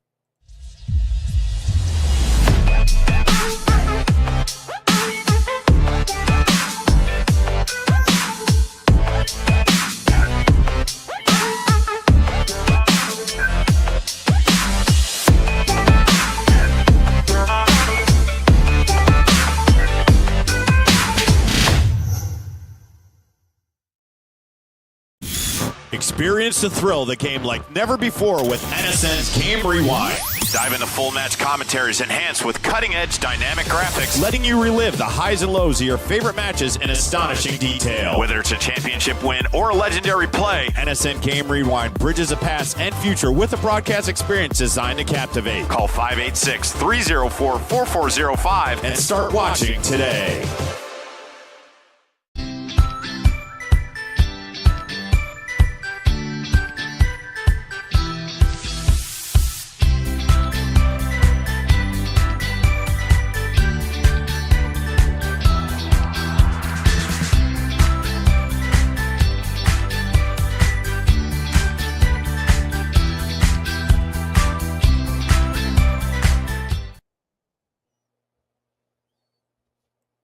Back live here on the National Soccer Network, getting into our final talking point here today before question of the day. That's a question of the day I'm looking forward to. Apparently, we got one that Ryan was cooking up for a while there, but wanted to touch on this really quick. Charles Bediako is ineligible after judge's ruling. The decision, circuit judge Daniel Pruitt, I believe is how you pronounce that, ruled in favor of the NCAA and against 23-year-old Alabama center Charles Bediako on Monday in an eligibility case that sparked widespread conversation and criticism across college athletics. The decision figures to be a major one for the stability of college basketball, perhaps even college sports in general. Putting a temporary restraining order in Bediako that had been playing under for the past 5 games. Pruitt agreed with the NCAA's argument that Bediako was in violation of the longstanding eligibility rules pertaining to college players, the NBA draft, and the deadline wall that separates college hoops from the National Basketball Association. And we've seen many coaches talk about just how Bush League, Common I sense suppose, won, guys. for a lack of Common sense won. for a lack of how Bush League it is, for lack of better words, for players to be coming back to college basketball after playing in the G League or being drafted or going pro. This is really cool. And obviously we can say this is the NCAA standing up for this, but I also just think people are kind of putting this together. And I think I think for college fans, it's refreshing to see something like that. I got nothing against Charles Bediako. I'm sure he had great intentions in wanting to go back to college, but it's not right. And I agree with the Izzos. I agree with the Caliparis, all of them who have really stepped up to be like, this isn't right. And college basketball has to figure this out. I 100% wholeheartedly agree with them. And it seems like, at least in this situation, they did. Wow, guys. It's NCAA. Common sense for a change, guys. Like, obviously the dude left. Why even bring him back? And it's funny that, like, James Nanji sucks too for Baylor. Like, the guy's not even good. Bediako, sure, I guess. I mean, it didn't make a huge difference for Alabama. They still went like 3-2 during a stretch, 4-2. I remember people were saying Bediako's going to make Alabama a national championship contender. No, he wasn't. Alabama wasn't good for all those people. Look, Bediako, if he was so good, he'd be in the NBA. He'd be playing in the NBA. But instead, he's playing in the G League. And for the people who got upset about the Auburn fans chanting G League dropout, well, you put it on yourself, Charles. You in Alabama, you put that on yourselves for those chants to happen. So for you to get upset about that, you presented it.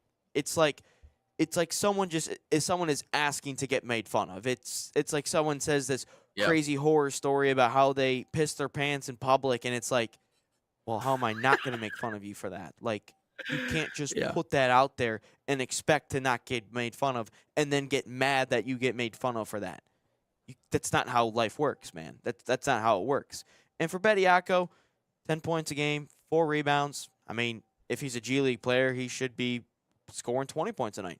Just saying. I mean, that's how great he is, and that's how much of a benefit it was. I mean, to be quite frankly with you, the story, great. Common sense finally won in the NCAA. And it's like weird that the NCAA is starting to kind of have some common sense here and there. Like Trinidad gets denied his 6th year. Congrats, guys. UVA quarterback gets denied his 6th year. Congrats. And now Bediako, all we need is James Nanji to get out of here. I mean, congrats, NCAA. You guys are doing something right for a change. Common sense. Weird. Yeah, but after just, I feel like, kind of getting ran over by anybody and everybody who wanted to run over them for a while, it's nice to actually see them doing their jobs for once. Like, the biggest question is the NCAA still capable of being the NCAA? And I think in this situation, they certainly are, right? We have seen glimpses, and obviously, I think it's natural to therefore start comparing. Well, what's this situation compared to James and Jai? Like, well, how was he able to come back? Well, Jai was cleared to play by the NCAA. Bediako obviously wasn't, but he was cleared to play because he's never played in college basketball prior to enrolling at Baylor in December of 2025. And you can see the clear difference there. Like, Bediako was at Alabama for a handful of years, left obviously G League, and then comes back to Alabama after he flames out in the G League. Like, that is a very different situation. And the fact that he was allowed to play games to begin with is beyond me. They're still going to count those games. They're not going to take those games away from Alabama. They're still very much going to count. But the fact that he was able to be there in the first place is still kind of beyond me. But credit to the NCAA for at least catching up to it and being able to clear the air on that. Another point, by the way, Njai also never played college basketball, and because he never signed an NBA contract, he was granted eligibility he still on stinks. a technicality. Probably should have stayed in the G League. He's still still hurting his stock. yeah. So, anyways, I still think Alabama's in the top 25. I think they're going to be okay without someone like Charles Bediako. I don't really think it completely changed the equation. But it is nice to see, yeah, the NCAA doing what they're supposed to do and making decisions on these things. And at least in college basketball, they've solved that component of it. Now we haven't seen this in football yet. I don't, you haven't seen guys in the XFL maybe coming back to playing college football, which they probably don't want those guys to begin with. They're in the XFL for a reason. They are in the XFL for a reason. Still good ball players, but not NFL material. So, anyways, that was the decision on Bediako. And again, just good to see the NCAA have a spine for once, if you will. Yeah, it's great. And we've seen a couple examples here the last couple of weeks. It's awesome, NCAA. Yeah. Nate Oates actually had a quote on it. It said, quote, "I didn't think it ever should have gotten to the court," Oates said. "I thought the NCAA should have made him eligible based on over 100 current college basketball players, former professionals, most of them over in Europe." That's a fair point. Some in the G League, guys being drafted, rights owned by NBA teams. And obviously we talked about James and Jai, much different story, but does that same law apply to Europe? You do have a lot of guys that are playing, quote, professionally that will come over to the United States to play in the college ranks in the hopes that obviously they can get to the National Basketball Association. So do we have a double standard here when it comes to European play and playing professional versus playing in the NBA? Like, what's the difference? Does Nate Oates have a point with what he's saying? I guess. I mean, Michigan doesn't have a ton of international guys. I mean, I know Illinois does, but at the same time, a couple players do come over here at young ages. So you kind of have to set a ruling for that, I guess. But at the same time, if the rule is you can't have left, like, what's the exact rule? You can't leave college to go to the pros? Is that what it is? Because there's no rule from the pros in Europe to college basketball. Yeah.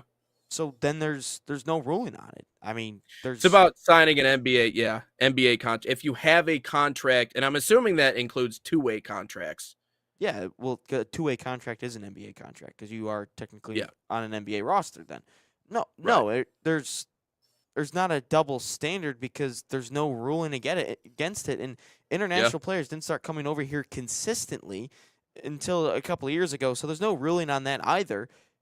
Sure, Nate Oates has a point, I guess, but at the same time, you brought an NBA player or a G League player that left your school to go pursue the pros to come back. So I have no sympathy for you, Nate Oates.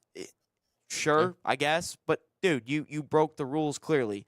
So I have no sympathy for you whatsoever. Like that's another thing is when players that like the Trinidads of the world, who is the Virginia QB that didn't get denied? Because I always say it, but I've never like actually searched up what his name is. Chandler Morris. I have no sympathy for a Trinidad Chambliss or a Chandler Morris, dude. Like I have no sympathy for you because you were in college for 5 years. I don't care for you to not get a 6th year. You were here for 5 years. You were in college longer than I was in college. I was there for 4 years as a student. I'm not asking the university to give me a 5th year, 6th year to stay. So I have no sympathy for you whatsoever. You guys can go off to the pros, be big boys, and try to make it in the pro game. I have no sympathy for you. Like I have no sympathy for Nate Oates anymore. Thought you were going to say Nate Wangler there for a second. You don't have any sympathy for me? I didn't say Nate Wangler. I said Nate Oates. There's a difference between you two. I'm just messing with you. One's got a beard, or just go doesn't. play. There you go. Or just go play in Europe. I mean, like, why not? Just go play in Europe, make your money over there. If you're a G League player, they would have you in Europe. Yes. There's no way you wouldn't. Gladly. Right. Gladly. So I don't know what the plan is and why go back to college? At that point, I don't understand it. Like, go play in Spain, go play in any one of these places, France, England, wherever. Like, they'll take you. Trust me, gladly they will take you. It's like going to the MLS in soccer, right? It's just it's the opposite way. So, anyways, let's get into question of the day. Question of the day. We still got 15 minutes. We can make 15 minutes out of it. All right, I guess. Sure. Question of the day. Everybody knows the drill. Salt Athletic, the proud sponsor of Question of the Day, and us here at the National Soccer Network. Use promo code NSN15 to save 15% off that #1 smell-proof cleat bag that works and moved out of this room because I can't show you. Visit saltathletic.com today or scan the QR code on your screen. And if you are looking to win a Salt Athletic bag for free, head over to our Instagram at NatSoccerTV. Drop us a follow on Instagram. Tag a friend on any of those Salt Athletic posts. I just saw one this morning. Tag a friend and comment hashtag NSN Salt Giveaway. But question of the day. What is one thing you can't live without? And this can't be a boring thing. You can't say my family. Coffee. You can't say your girlfriend. You can't say a house. You can't say a car. It can't be boring. I'm talking about, is it a food? Is it a show? Is it a piece of clothing? Is it some social media influencer? You can't say anything boring that like you actually can't live without. I can't live without my Xbox, man. Wow. You want to know what the nice thing is about Xbox? I was gonna say coffee, but you said you didn't want a boring answer, and I feel like most people would be like, I can't live without coffee. Well, okay, whatever, fine. It does have the same properties. It makes your brain fire the same way that cocaine does, believe it or not, because it has coca in it, which is just crazy to think. So some people legitimately get addicted to this stuff, like addicted. Which I would call myself an addict. So maybe this is my not my penance. What do they call that? My intervention. So I guess you've been of great help to me, Ryan. Thank you very much for helping me get over this addiction or become more addicted with this morning show every weekday. But not coffee. I'm going to go with the Xbox because the Xbox lets me blast into another universe when the day's all said and done, right? When everything's wrapped up, everything's where it needs to be. All the videos are posted. I did the things with the girlfriend. I worked out. I made these calls. I talked to the boss and everything that I'm supposed to do on a daily basis. I finally get to the end of the day. You know what I get to do, Ryan? I get to become the general manager of the Pistons in my own little fantasy world, or I get to run a college football team or a franchise and go win a championship in the most inconceivable manner. I think Indiana winning a championship's a big deal. No, how about Central Michigan winning a championship? That's a big deal. Yeah, but done it a few times, actually. I created a dynasty for them last year. Yeah, that's what I'm saying. Or, get waxed by a couple of 12-year-olds on Fortnite. But it teaches you lessons, it builds character. I played one game of Fortnite in the first time in a couple of years, and I won. Nice. It's probably because you're on the lowest level. No, I thought I was playing on zero build, but I was playing on builds, and everyone was building on me, and I'm like, yeah, I'm not building, and I still won. You're sitting there shooting. Yeah, so which I wish they had for the life of me, and it's the one thing that I want more than anything else on Fortnite. I want proximity chat. And I want all that. I want like straight Call of Duty lobbies. I just think it'd be funny. But yeah, I mean, so that would probably the Xbox, because the Xbox is my key to escape into the world of awesomeness. I'm always a winner on Xbox. In life, I'm not always a winner. Actually, I lose a lot in life. But on Xbox, I win. So I was gonna say, what was I gonna say? I was gonna say the gym, but again, that's boring because I like the gym as like a stress reliever, and that's the way I escape. That's how I escape reality of just sitting there. It's a nice escape for sure. Blasting music and picking things up and putting things down, and that's just awesome. But you know what I can't live without? Rage baiting. I can't live without rage baiting. Oh, I know. There's no way I can't live without rage baiting. There's something about posting a video and just ticking off a certain fan base, i.e. Michigan State basketball fans, Indiana football fans, and just seeing their pure reactions of them getting so pissed off at me and them attacking me personally and me not caring at all about what they're saying. Like, I simply just continue to egg it on. And the best part is the more they interact with the video, the better it does, and the more people get to see my beautiful face and, well, from my chest up because that's all that they see. And that's about it. My hair that most likely doesn't look well on camera because I don't really do it before I'd make a TikTok video. But there's nothing better than pissing off an entire fan base and getting 84,000 views of just and 1,000 comments of just Indiana fans just getting pissed off in the comments, or a 25,000 view video of Michigan State fans just being pissed off in the comments. There's nothing wrong about that. Or going into a friend group chat and just, wow, the group chat's been boring for like 12 hours or so. Let me just say something stupid and see what happens. And then seeing a handful of my friends get pissed off, and I could care less about, being pissed off at all. So there's nothing better than getting pissed off or pissing off some people. Maybe that makes me a horrible human being. Like, I don't actually like attack these people like personally or anything like that. I don't go towards any of that. But like, I just attack their sports teams. So like, I feel like that's not that bad. Yeah. I mean, you're just looking to get a rise out of them. And what I've realized more and more as I've gotten deeper into the sports world is like the more you realize that pretty much 95% of what you see is just rage bait. It's not, people don't actually I feel like believe what they're saying sometimes. They just want to get a rise out of you, but they're going to buy it as 100% you're being 100% honest. Oh no, I believe honest. half the stuff. I believe like 70, I probably believe like 90% of the things that I'm saying. You don't Shout believe out Indiana being the worst national champion you of all don't, time. Yeah. Shout out. You believe it because you have a vendetta.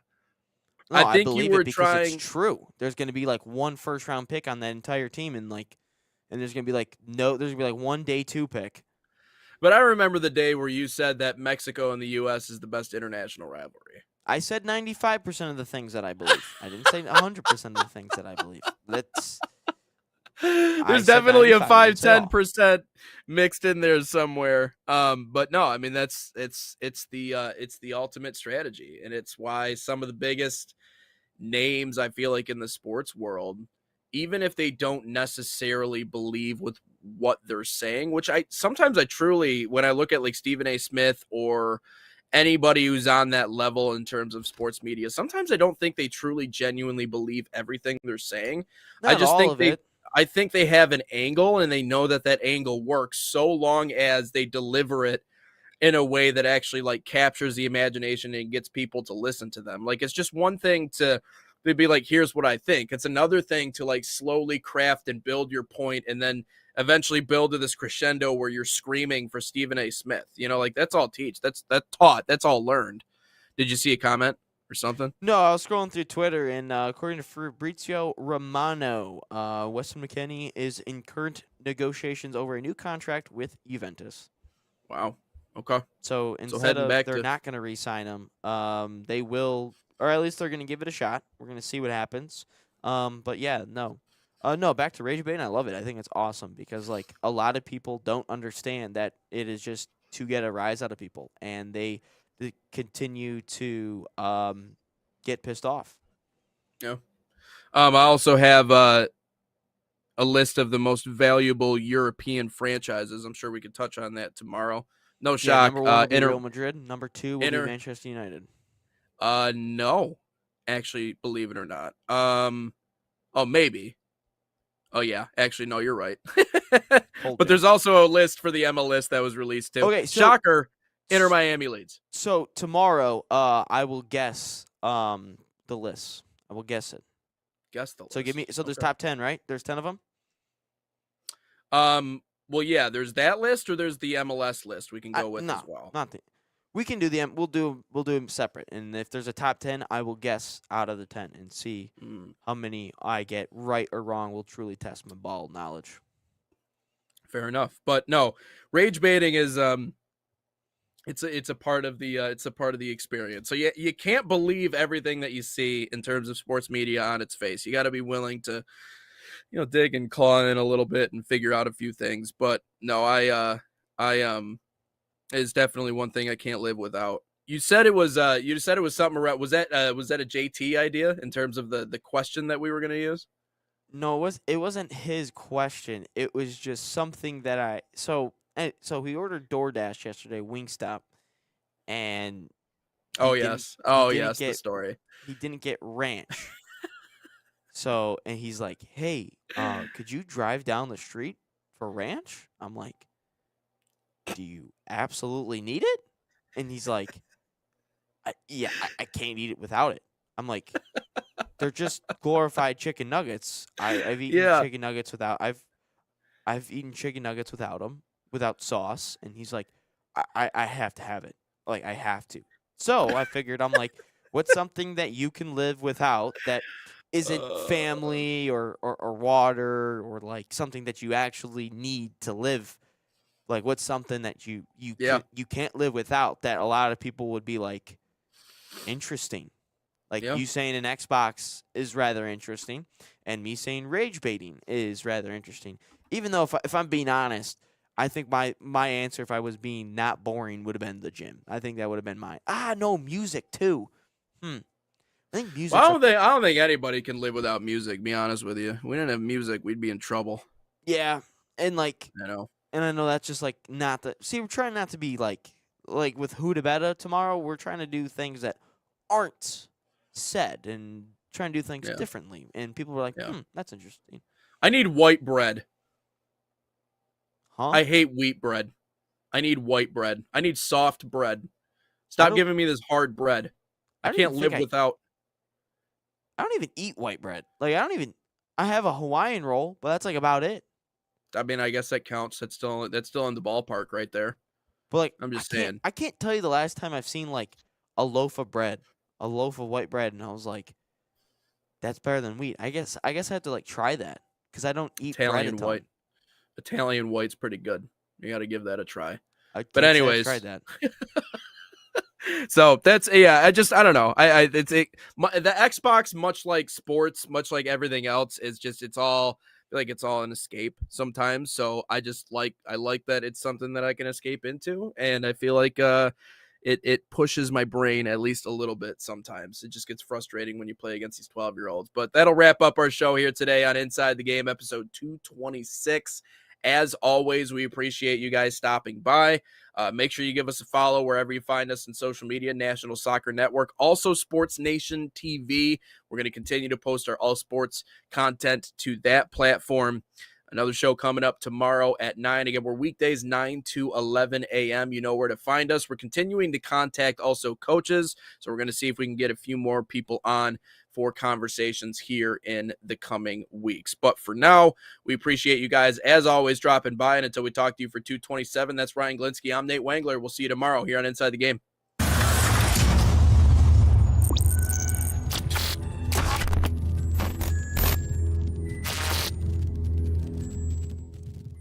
From the biggest matches to the hottest takes, Jonathan Turner and Nathan Wangler bring you the stories, the analysis, and the edge you won't get anywhere else. Streaming live weekdays at 9 a.m. on YouTube, Roku TV, Facebook, Twitter, and all major platforms. No filters, no fluff, just real